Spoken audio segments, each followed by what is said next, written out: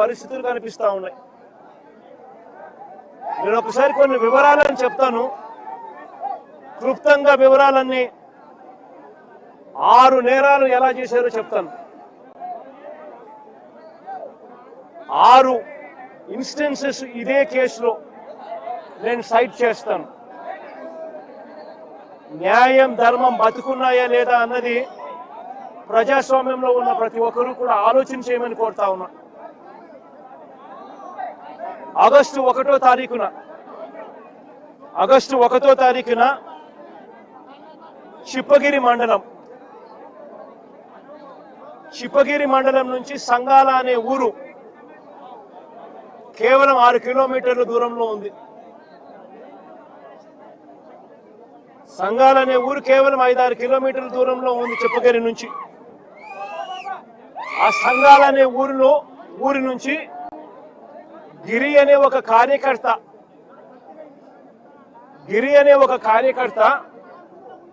ఇరుపాక్షన్నకు తన ఇంటి మీద దాడి జరుగుతా ఉంది అని,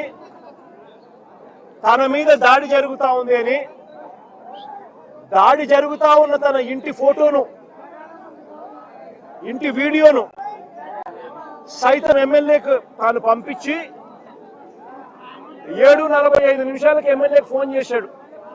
అన్నా, నా ఇంటి మీద దాడి జరుగుతా ఉంది, నా మీద దాడి జరుగుతా ఉంది, పరిస్థితి విషమంగా ఉంది, నన్ను కాపాడండి అన్నా అని చెప్పి ఒక కార్యకర్త ఒక ఎమ్మెల్యేకి 7:45 వీడియో పంపించి మరి తాను ఎమ్మెల్యేకి ఫోన్ చేసి సమాచారం ఇచ్చాడు.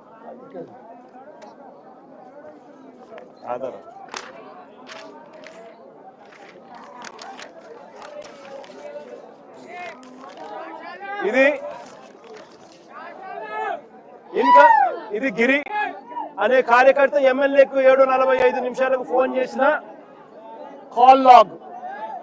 కాల్ హిస్టరీ, ఎమ్మెల్యేకి ఫోన్ చేసిన కాల్ లాగ్. 7:45 తాను ఎమ్మెల్యేకి ఫోన్ చేసి ఈ రకంగా మాట్లాడి ఫోటోను, ఇంటి మీద దాడి జరిగిన ఫోటోను, పోస్టర్ కూడా పంపించినాడు.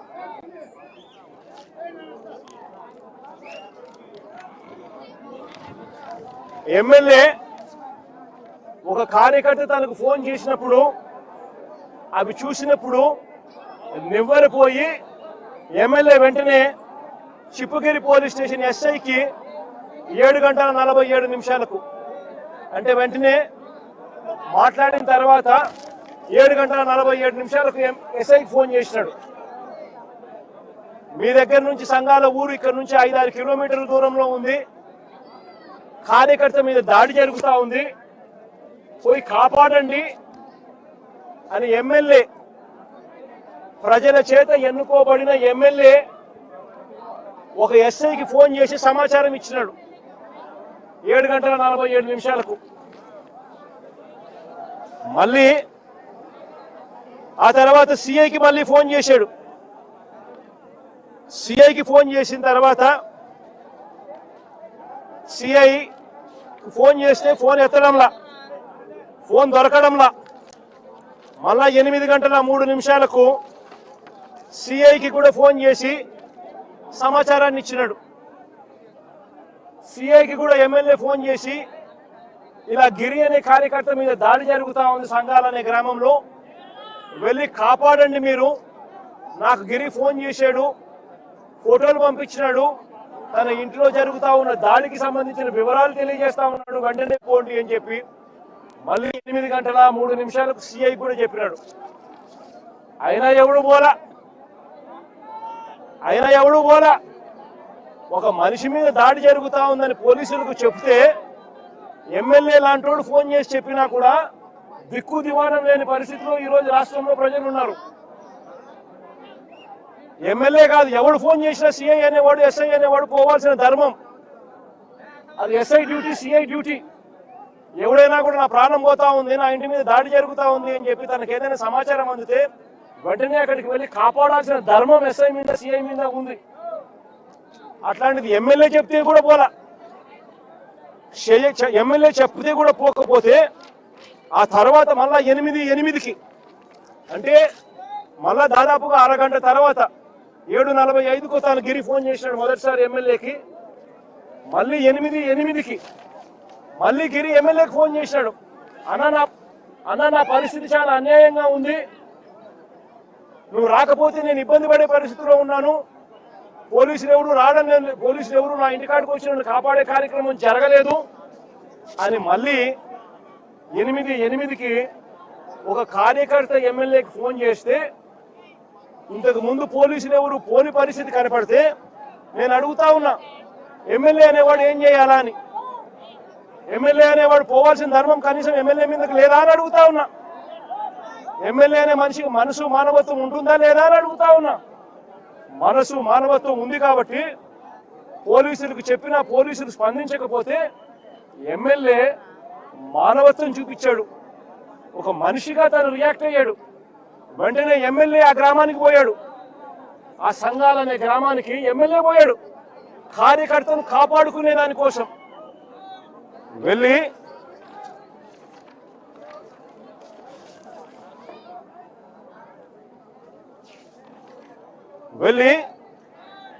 ఆ ఎమ్మెల్యే కార్యకర్తను కాపాడుకునే దానికోసం ఆ సంఘాల గ్రామానికి వెళ్ళడం అన్నది ఒక నేరమంట. అది మొదటి కేసు ఎమ్మెల్యే మీద పెట్టిన కేసు. చూడండి ఒకసారి, ప్రజాస్వామ్యంలో అక్రమ కేసులు ఏ మాదిరిగా పెడతా ఉన్నారు అనంటే, ఈ చంద్రబాబు నాయుడు గారి వెన్నుపోటు పాలనలో, కుట్రల పాలనలో ఏ రకంగా ప్రజలు హింసించబడతా ఉన్నారు అనంటే అక్రమ కేసుకు నిదర్శనం ఇది. ఎమ్మెల్యే మీద పెట్టిన మొదటి కేసు ఇది. ఎమ్మెల్యే అక్కడికి వెళ్ళిన తర్వాత ఆ ఎమ్మెల్యే ఆ సంఘాల గ్రామంలో సద్దుపరిచి గిరి అనే ఆ పిల్లోడిని తన కారులో ఎక్కించుకొని ఈ గ్రామంలో ఇప్పుడు వద్దు నువ్వు ఉండడము, మళ్ళా ఏం చేస్తారో ఏమో, నాతో పాటు వచ్చేసేయి అని చెప్పి ఎమ్మెల్యే ఆ గిరిని ఎక్కించుకొని తన కారులో తాను నివాసం ఉంటా ఉన్న తన ఇంటికి తీసుకొని పోయే కార్యక్రమం చేశాడు చిప్పగిరిలో.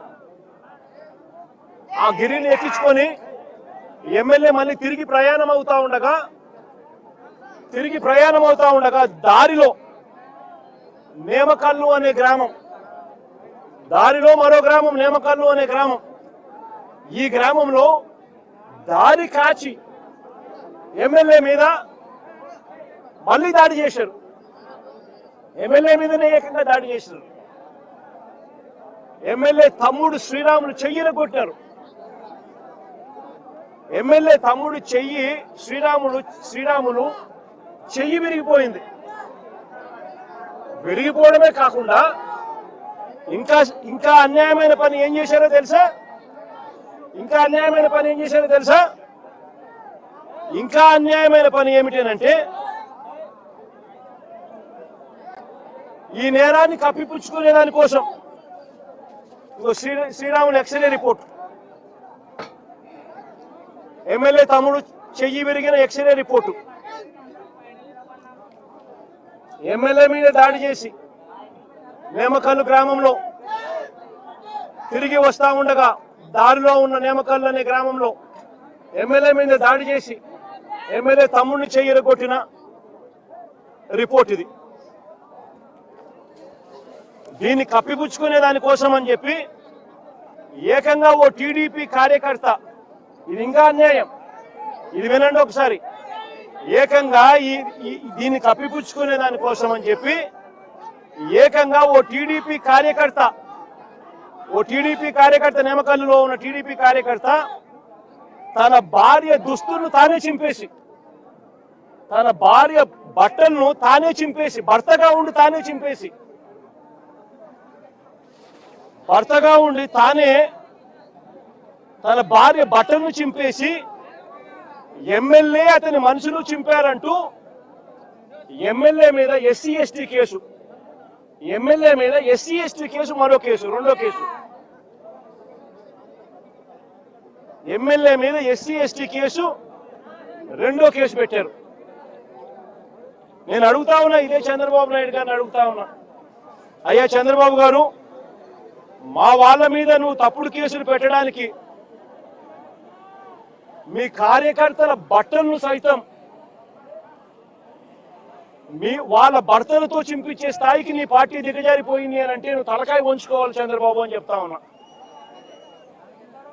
నీ కుట్రలు చేయడం కోసం ఏ స్థాయికి దిగజారిపోతా ఉన్నావు చంద్రబాబు, నువ్వు ఆలోచన చేసుకొని అడుగుతా ఉన్నా. కట్టుకున్న భార్య బట్టలను 10 మంది ముందు 10 మంది చూస్తూ ఉండగా కుట్రలు చేయడం కోసం భార్య బట్టలను భర్త చింపుతా ఉంటే నిజంగా రాజకీయాలు ఏ స్థాయికి దిగజారిపోయాయో గమనించమని కోరుతా ఉన్నా. బయటకు వచ్చిన మళ్ళీ ఆ ఆడబిడ్డను కూడా వాడుకొని తప్పుడు మాటలు కూడా చెప్పిస్తారు ఆ భార్యతో. ఆ ఆడబిడ్డను కూడా వాడుకొని తప్పుడు మాటలు కూడా చెప్పిస్తారు ఆ భార్యతో. నేను అడుగుతా ఉన్నా, బయటకు వచ్చిన ఆ వీడియో చూసిన తర్వాత ఆ వీడియో భర్త భార్య బట్టలను చింపుతా ఉన్నాడు అందరి ముందు. ఆ వీడియో బయటకు వచ్చింది, వైరల్ అయింది, సోషల్ మీడియాలో వైరల్ అయింది. నిజంగా రాష్ట్రం మొత్తం నిబరిపోయింది అది చూసి. చంద్రబాబు నాయుడు గారి కుట్రల రాజకీయాలను చూసి, ఈ వెన్నుపోటు పాలనను చూసి రాష్ట్రం మొత్తం షాకు గురైంది. మీరు కూడా ఒకసారి చూడండి ఆ వీడియోను.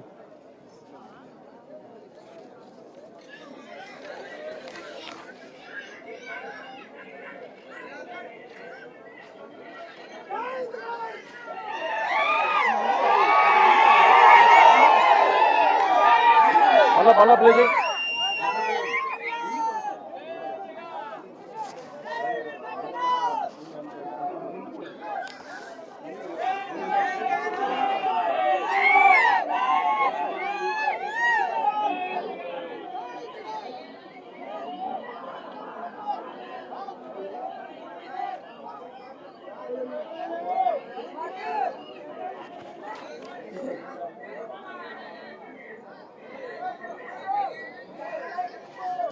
మళ్ళా చూస్తారా? మళ్ళా పెడదాం. మళ్ళా పెట్టు.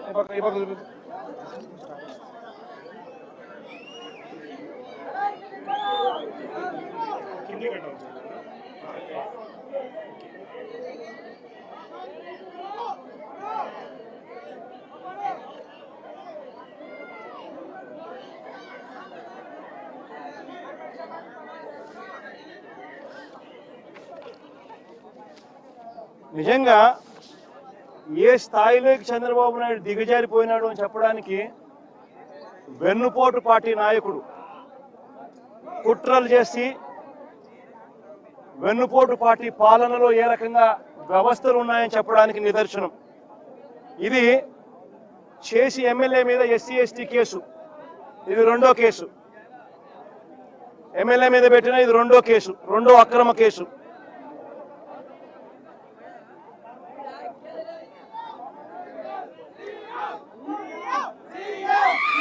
నేమకల్లో నేమకల్లో అదే గ్రామంలో ఎమ్మెల్యే మీద పెట్టిన 3వ కేసు ఏమిటో తెలుసా? అదే గ్రామంలో ఎమ్మెల్యే మీద పెట్టిన 3వ కేసు ఏమిటో తెలుసా? ఎమ్మెల్యే కారును ధ్వంసం చేశారంట. కారును ధ్వంసం చేశారంటూ 3వ కేసు పెట్టారు. మీరే దాడి చేస్తారు, మీరే చెయ్యరగొడతారు, ఎమ్మెల్యే తమ్ముడు చెయ్యరగొడతారు. దారిలో పోతా ఉన్న ఎమ్మెల్యే మీద మీరే దాడి చేస్తారు, ఎమ్మెల్యే తమ్ముడు చెయ్యిని మీరే విరగొడతారు. మళ్ళీ ఎమ్మెల్యే మీద ఎస్సీ ఎస్టీ కేసు పెడతారు, భార్య బట్టలను సైతం చింపిపిచ్చి మొగుళ్లతో భర్తలతో. మళ్ళీ అంతటితో కూడా సంతృప్తి చెందుకోకుండా కారును ధ్వంసం చేశారు. ఎమ్మెల్యే కారును ధ్వంసం చేశాడంటూ, వాళ్ళ కారుని ఎమ్మెల్యే ధ్వంసం చేశాడంటూ మళ్ళీ ఎమ్మెల్యే మీద 3వ కేసు. నేను అడుగుతా ఉన్నా, ఇలాంటి అక్రమ కేసులు ఈ మాదిరిగా ప్రజాస్వామ్యంలో పెడతా పోతే ప్రజాస్వామ్యం బతుకుతుందా అనేది ఆలోచన చేయమని చెప్పి ప్రతి ఒక్కరితో కూడా నేను అడుగుతా ఉన్నా. ఇది జరిగిన తర్వాత ఇంకా ఆశ్చర్యం ఏమిటో తెలుసా? ఇది జరిగిన తర్వాత ఎమ్మెల్యే గిరిని ఎవరినైతే కారులో ఎక్కించుకొని ఉన్నాడో ఆ గిరిని తీసుకొని ఎమ్మెల్యే తమ్ముడు ఎవరైతే ఉన్నాడో శ్రీరాములు ఎవరైతే ఉన్నాడో తమ్ముడిని తీసుకొని పోలీస్ స్టేషన్కి వెళ్ళి ఇవన్నీ చూపించి కేసు కట్టండి అయ్యా అంటే పోలీసులు కనీసం కంప్లైంట్ కూడా తీసుకోలేదు. పోలీసులు కనీసము కంప్లైంట్ కూడా తీసుకోలేదు. అంటే ఒక నష్టపోయిన వ్యక్తి పోలీస్ స్టేషన్కి వెళితే ఆ గిరిని తీసుకొని ఆ కార్యకర్తను తీసుకొని పోయి వాళ్ళ సొంత తమ్ముడు ఎవరైతే చెయ్యి విరిగిపోయిందో తమ్ముడు తీసుకొని పోయి కంప్లైంట్ ఇవ్వడానికి పోలీస్ స్టేషన్కి పోతే కనీసం ఎమ్మెల్యే స్థాయి వ్యక్తి వచ్చి కంప్లైంట్ రిజిస్టర్ చేయాలనుకున్నా కూడా కనీసం కంప్లైంట్ కూడా తీసుకొని పరిస్థితిలో ఈ రాష్ట్రంలో పోలీస్ స్టేషన్లు పనిచేస్తా ఉన్నాయి అని అంటే ఇక సామాన్యుడు ఎవడైనా పోలీస్ స్టేషన్కి పోయే పరిస్థితి ఈ రాష్ట్రంలో ఉందా అన్నది ప్రతి ఒక్కరూ కూడా ప్రజాస్వామ్యవాదులందరూ కూడా ఆలోచన చేసుకోవాలని చెప్పి ఈ సందర్భంగా నేను ప్రతి ఒక్కరితోనూ కోరుతా ఉన్నా. ఇది నాలుగవ తప్పిదం. కేసు సైతం కంప్లైంట్ సైతం తీసుకునే దానికి కూడా పోలీస్ స్టేషన్లో వెళ్ళి తాను అడిగినా కూడా కనీసం పోలీస్ స్టేషన్లో కంప్లైంట్ కూడా తీసుకునే పరిస్థితి ఉండడం నాలుగవ తప్పిదం. ఇక ఐదవ తప్పిదం ఏమిటో తెలుసా? ఇక ఐదవ తప్పిదం ఏమిటంటే ఎమ్మెల్యే ఈ స్థాయిలో చెయ్యి విరిగిపోయిన వ్యక్తిని తీసుకొని పోయి గిరిని తీసుకొని పోయి ఆ వీడియో ఫోటోలు సైతం ప్రొడ్యూస్ చేసిన కంప్లైంట్ తీసుకోకపోవడం ఒక తప్పు అయితే రెండో తప్పు ఏమిటో తెలుసా? ఎమ్మెల్యే మీద రివర్స్ కేసులు. ఐదవ తప్పిదం ఇది. ఎమ్మెల్యే మీద రివర్స్ కేసులు. చంద్రబాబు నాయుడు గారి అమలు చేస్తా ఉన్న రెడ్ బుక్ పాలనలో వెన్నుపోటు పార్టీ పాలనలో ఆయన పెట్టుకున్న ఈ డర్టీ సిస్టమ్ చేస్తా ఉన్న పని ఏమిటో తెలుసా? రివర్స్ ఎమ్మెల్యే మీద అక్రమ కేసులు, తప్పుడు కేసులు. ఆశ్చర్యం ఏమిటో తెలుసా? ఎంత అన్యాయంగా వీళ్ళు కేసులు పెడతా ఉన్నారంటే బాధితులైన విరూపాక్షి, ఆయన కుటుంబ సభ్యులు, వైఎస్ఆర్సీపీకి చెందిన వారి పేర్లు ఇరికించి అక్రమ అరెస్టులకు దిగడమే కాకుండా ఎంత దొల్లటనం ఉంది అని అంటే మొదట సంఘాలలో జరిగిన ఇన్సిడెంట్ మీద కంప్లైంట్ ఎలా ఉందో తెలుసా? ఆ కంప్లైంట్ చూస్తే ఆ మొదటి సంఘాల్లో జరిగిన వాళ్ళ కంప్లైంట్ చూస్తే, సంఘాల్లో జరిగిన ఇన్సిడెంట్కి సంబంధించిన కంప్లైంట్ చూస్తే ఏకంగా ఆశ్చర్యం కలిగించే విషయం ఏమిటంటే ఈ కంప్లైంట్లో నలుగురు పేర్లు ఇదే కంప్లైంట్లో వేరే నిందితులుగా సేమ్ పేర్లు రిపీట్ చేస్తారు. A10 యాదవల్లి ప్రేమకుమార్ A10 అయితే మళ్ళీ A22లో కూడా అదే ప్రేమే, అదే మనిషి మళ్ళీ రిపీట్. A17 మాల గాడిలింగ A17 అయితే A25లో కూడా మళ్ళీ అదే గాడిలింగ మళ్ళా గాడిలింగ A25 సేమ్ పేరే రిపీట్. సేమ్ మనిషే repeat. A19 Sattireddy, A23 Satyanarayana Reddy repeat complaint లో. A14 A18 Kuruva Linganna, A20 Lingappa, A24 GBT Linganna same repeat. నేను ఆశ్చర్యంగా నేనేం చెప్తున్నానంటే ఎటువంటి విచారణ లేదు. ఎఫ్ఐఆర్ మామూలుగా రిజిస్టర్ చేసేటప్పుడు, కంప్లైంట్ ఏదైనా రిజిస్టర్ చేసేటప్పుడు ఒక నిందితుడిని ఈ మాదిరిగా చేర్చాల్సిన పరిస్థితి వచ్చినప్పుడు అంటే కంప్లైంట్ కూడా ఎవరు పోలీసులే వీళ్ళంతకీ వీళ్ళే రాసుకోవడమే, ఎంక్వైరీ కూడా లేదు, ఎంక్వైరీ కూడా చేయలే, వీళ్ళంతకీ వీళ్ళే కంప్లైంట్ రాసేయడమే.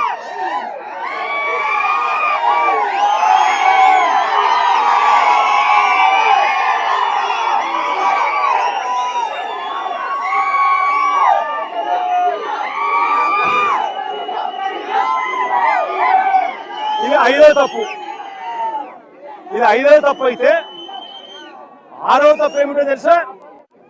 ఆరవ తప్పు ఏమిటి అంటే ఎమ్మెల్యే ఇంటి మీదకి ఎమ్మెల్యే కంప్లైంట్ తీసుకోకపోగా ఎమ్మెల్యే మన ఇంటికి వెళ్ళి తన ఇంట్లో తాను పడుకొని ఉంటే రాత్రి 2:45 వందల మంది పోలీసులను తీసుకొని పోయి ఎమ్మెల్యే డోర్లను పగలగొట్టి సీసీటీవీ ఫుటేజీలన్నీ కూడా ఎమ్మెల్యే ఇంట్లో ఉండేటన్ని వీళ్ళే దొంగతనం చేసి ఎమ్మెల్యేను అపహరించడం.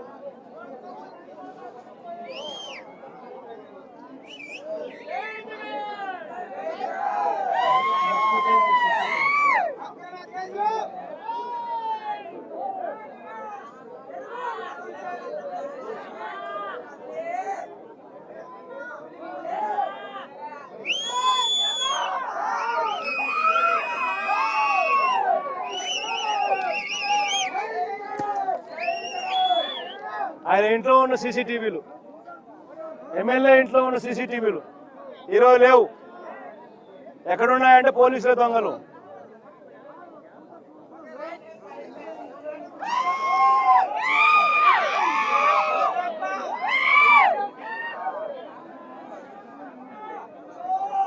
ఇది ఆరవ తప్పిదం.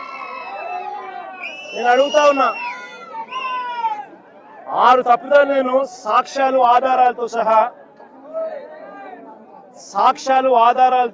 6 తప్పిదాలు వీళ్ళు చేసినటువన్నీ కూడా రెడ్ బుక్ రాజ్యంలో వెన్నుపోటు పార్టీ పాలనలో కుట్రలు చేస్తూ ఏ రకంగా అన్యాయాలు చేస్తా ఉన్నారని చెప్పి చూపించిన.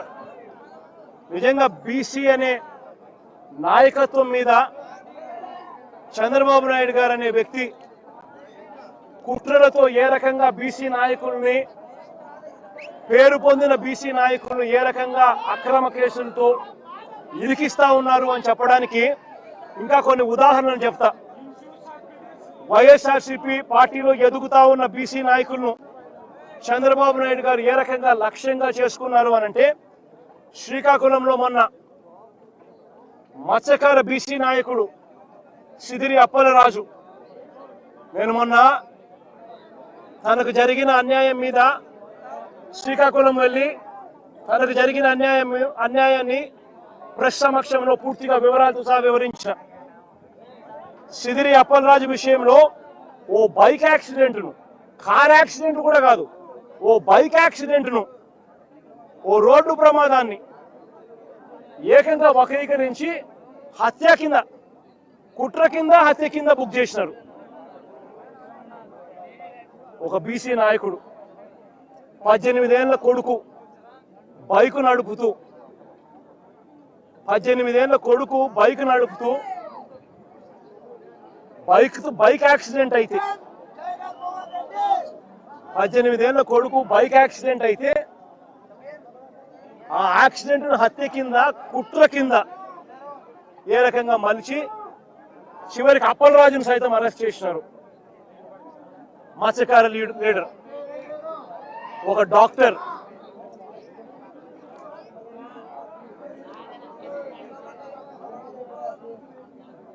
ఎంత దారుణంగా జరుగుతా ఉన్నాయనంటే, ఇదే అప్పలరాజు గారిని చూడడానికి నేను, అప్పలరాజు కుటుంబాన్ని, అప్పలరాజును చూడడానికి నేను పోతే ప్రజలు విపరీతంగా వచ్చిన సందర్భంలో చింతాడ రవికుమార్ అని చెప్పి ఆముదాల వలస మా కోఆర్డినేటర్, బీసీ నాయకుడు, కాళింగ కులస్తుడు, బీసీ నాయకుడు, ఆయన లేడీ ఎస్ఐని చంపబోయాడంట. ఆయన లేడీ ఎస్ఐని అంతమంది జనాదుల మధ్య, నన్ను రిసీవ్ చేసుకోవడానికి ఇంతమంది జనాదులు వచ్చిన పరిస్థితుల మధ్య పోలీసులు అక్కడ వీళ్ళని రాకుండా ఇంకా అడ్డుకుంటా ఉన్నారు. వాస్తవం చెప్పాలంటే ఆ లేడీ ఎస్ఐను చంపబోయారంట. అది కేసు. ఎవడన్నా పోలీసు వాళ్ళని, ఇంతమంది మనుషుల ముందర ఎవడన్నా పోలీసులను చంపుతారా? బుద్ధి జ్ఞానం ఎవడన్నా ఉందా? ఎవడన్నా కేసు పెట్టేవాడు ఎవడైనా? అందులో ఆడ ఎస్ఐని ఎందుకు చంపుతారు ఎవరైనా కూడా? అయినా ఆయన మీద ఇటువంటి తప్పుడు కేసు, అరెస్టు. ఈరోజు మళ్ళీ కర్నూలులో బోయ కులస్తుడు బీసీ ఆలూరు ఎమ్మెల్యే పరిస్థితి ఏమిటని ఇప్పుడే చెప్పిన. అక్రమ కేసుల్లో ఏ రకంగా బీసీ నాయకత్వాన్ని చంద్రబాబు నాయుడు గారు దగ్గరుండి నలిపివేస్తా ఉన్నాడని చెప్పడానికి ఇంకొక ఉదాహరణ. మరో ఘటన, మాజీ ఎమ్మెల్యే ముస్తఫా, గుంటూరు మాజీ ఎమ్మెల్యే ముస్తఫా, మైనారిటీ లీడర్, ఏ రకంగా అక్రమ కేసు పెట్టి ఏ రకంగా ఆయన అరెస్ట్ చేసినారో ఇంత ముందు కూడా దీని విషయంగా కూడా తన కూతురు కూడా వివరంగా కూడా చెప్పింది. వాళ్ళే డబ్బులు ఇచ్చినారు, ఆన్లైన్లో డబ్బులు ట్రాన్స్ఫర్ చేసినారు, పొగాకు కొనుగోలు చేసేందుకు డబ్బులు వీళ్ళే ఇచ్చి పొగాకు కొనుగోలు చేసేందుకు వీళ్ళే డబ్బులు ఇస్తే ఆ మనిషి పొగాకు ఇవ్వాల, డబ్బులు వెనక్కి ఇవ్వాల. పైగా ఈ ముస్తఫా మీద కేసు, అక్రమ కేసు. ఇదెక్కడ న్యాయమో ఆలోచన చేయమని చెప్పి నేను కోరుతా ఉన్నా. పోలీసులు చేయాల్సింది డబ్బులన్నా ఇప్పించాలా, కనీసం సరుకన్నా ఇప్పించాలా. డబ్బులు ఇప్పించలేదు, సరుకు ఇప్పించలేదు, పైగా ముస్తఫా మీదనే కిడ్నాప్ కేసు. ఈయన స్వయంగా ఈ మనిషిని తీసుకొని పోయి పోలీసులకు ఈయన స్వయంగా అప్పచెప్పినాడు పోలీస్ స్టేషన్లో. అయినా ఈయన కిడ్నాప్ చేశాడని రివర్స్ ఈయన మీద కేసు. ముస్తఫా ఒక బీసీ మైనారిటీ నాయకుడు. మరో యాదవ నాయకుడు కారుమూరు సునీల్ మన పార్టీ తరఫున ఏలూరు ఎంపీగా తాను పోటీ చేశాడు. కారుమూరు సునీల్ అని చెప్పి బీసీ నాయకుడు, యాదవ కులస్తుడు. ఆయన మీద మరో అక్రమ కేసు. డిస్ట్రిక్ట్ పరిధిలో టెండర్లు పిలుస్తారు, లిక్కర్ ట్రాన్స్పోర్ట్ దానికి సంబంధించి టెండర్లు పిలిచి డిస్ట్రిక్ట్ కలెక్టర్ పిలుస్తాడు ఆయా జిల్లాలలో ట్రాన్స్పోర్ట్ చేసేందుకు. అది మహా అయితే దాంట్లో ఏదైనా మిగిలితే 2 కోట్లు ఏదైనా మిగిలితే గొప్ప సంగతి. లోకల్ లెవెల్లో, జిల్లా లెవెల్లో జరిగే టెండర్లు, దాంట్లో ఈ మనిషిని అరెస్ట్ చేసినారు. ఏ కేసు పడితే ఆ కేసు, ఎవడి మీద చేయాలనుకుంటే వాడి మీద అక్రమ కేసులు ఇష్టం వచ్చినట్టుగా పెట్టడం, దొంగ సాక్ష్యాలను క్రియేట్ చేయడం, ఇష్టం వచ్చినట్టుగా అరెస్టు చేసుకుంటూ పోవడం రాష్ట్రంలో ఇవాళ జరుగుతూ ఉన్నది ఇదే. నేను ఒకటే చెప్తా ఉన్నా, ఈరోజు ఎంత దయనీయమైన పరిస్థితిలో, ఎంత హేయమైన పరిస్థితిలో ఈ వెన్నుపోటు పార్టీ పాలనలో ఇవాళ పాలన జరుగుతూ ఉందని చెప్పడానికి ఇంకొక ఎగ్జాంపుల్ చెప్తా. ఇదే జైల్లోకి నేను పోయా. ఇరుపాక్షన్న ఒక ఎమ్మెల్యేని అరెస్ట్ చేస్తే ఇరుపాక్షన్నను చూడడానికి నేను పోయా. ఒక మాజీ ముఖ్యమంత్రిని నేను అవమానించడం కోసం కెమెరాలో లోపలికి పోవడానికి వీడియో తీస్తారు. వీడియో ఒకసారి ఫోటో తీసుకుంటాడు. మామూలుగా ఎవరైనా కూడా కూర్చోబెట్టి లోపలికి తీసుకొని పోయి కూర్చోబెట్టి ఎవరికైనా కూడా ఫోటో తీసి తర్వాత పంపిస్తారు. కేవలం నన్ను అవమానించాలని, ఇలా సేడిజం చూడు ఎలా ఉందో, సేడిస్టిక్ మెంటాలిటీ చంద్రబాబు నాయుడు గారికి ఎలా ఉంటుందని చెప్పడానికి చెప్తా ఉన్నా. నన్ను గ్రిల్ బయట నిలబెట్టించి గ్రిల్ బయటనే ఫోటో ఇలా తీస్తున్నారు. నేను అడిగినా, ఇది మామూలుగా అందరికీ ఇదే మాదిరిగానే తీస్తారా అని. ఎందుకనంటే మా ప్రభుత్వ హయాంలో రిఫార్మ్స్ తీసుకొచ్చినాం. పీపుల్ ఫ్రెండ్లీ పోలీస్ స్టేషన్ ఏర్పాటు చేసినాం. పోలీస్ స్టేషన్కి ఎవడైనా వచ్చినా కంప్లైంట్ ఇవ్వడానికైనా కానీ ఇంకొకటికైనా కూడా కూర్చోబెట్టి కర్టసీ ఎక్స్టెండ్ చేసి చిక్కటి చిరునవ్వుతోనే కంప్లైంట్ తీసుకునే వ్యవస్థను మేము తీసుకొచ్చినాం. పీపుల్ ఫ్రెండ్లీ పోలీస్ స్టేషన్ అని మేము తీసుకొస్తే ఇక్కడ అవమానించే కార్యక్రమం ఎవరికి మాదిరిగా చేయరంట. నేను అడిగిన సూపరింటెండెంట్ను, ఏమన్నా అందరికీ ఇదే మాదిరిగానే చేస్తారని. లేదు సార్, అందరినీ మామూలుగా అయితే కూర్చోబెడతాము, మీరు కాబట్టి నిలబెట్టించి మాదిరిగా చేయాలా అని చెప్పి ఆదేశాలు వచ్చినాయి సార్ అంటాడు. ఏమి సెడిజం అంటే ఇది? నేను చంద్రబాబు నాయుడు చెప్తా ఉన్నా, రేపు పొద్దున ఎల్లకాలం మీ ప్రభుత్వమే ఉండదు చంద్రబాబు అని చెప్పి గట్టిగా చెప్తా ఉన్నా. ఏదైతే మీరు ఇస్తున్నారో ఇవే రేపు పొద్దున పనులు అవుతాయి. ఏదైతే తప్పుడు సాంప్రదాయాన్ని మీరు మొదలెడతా ఉన్నారో ఇవే రేపు పొద్దున రెండింతలై మీకు చుట్టుకుంటాయని చెప్పి చంద్రబాబు నాయుడు గారికి గట్టిగా వార్నింగ్ ఇస్తూ ఇవాళ చెప్తా ఉన్నాను. చూస్తా 2 ఏళ్ళు అయిపోయింది. కళ్ళు మూసుకొని కళ్ళు తెరిచేసరికి మరో 3 ఏళ్ళు కూడా అయిపోతుంది. దాని తర్వాత మాత్రం ఇదే చంద్రబాబు నాయుడు గారికి చెప్తా ఉన్నా, వెన్నుపోటు పార్టీకి నాయకుడిగా ఉన్న చంద్రబాబు నాయుడు గారికి చెప్తా ఉన్నా, ఈ మాదిరిగా తప్పుడు కార్యక్రమాలు ఏదైతే చేస్తా ఉన్నావో, తప్పుడు విత్తనాలు నాటుతా ఉన్నారు,